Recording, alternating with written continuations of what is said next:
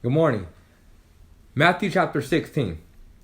Jesus is walking along the Sea of Galilee, and the crowd is following him, and we see a few things here.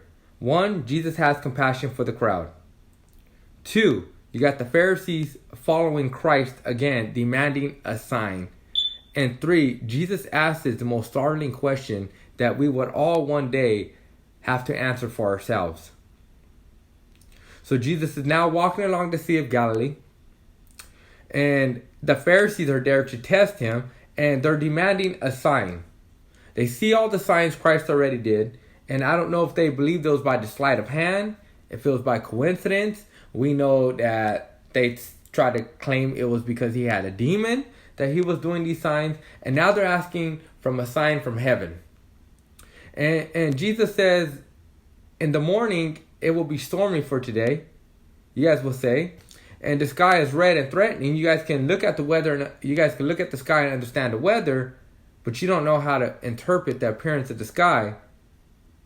You know how to interpret the appearance of the sky, but you cannot interpret the signs of times. Jesus says, ain't no sign going to be given but the sign of this, the sign of Jonah.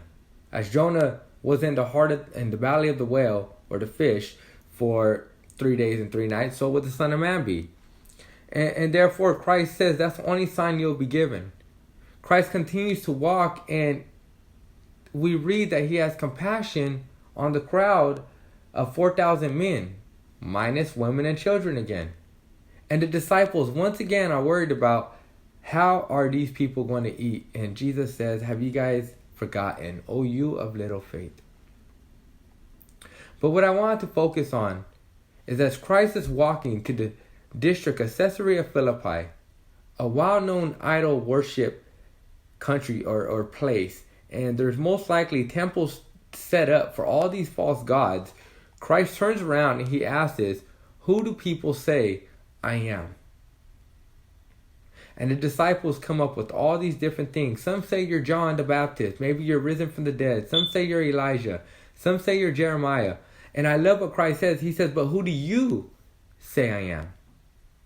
You see, because what you hear about Christ is not enough.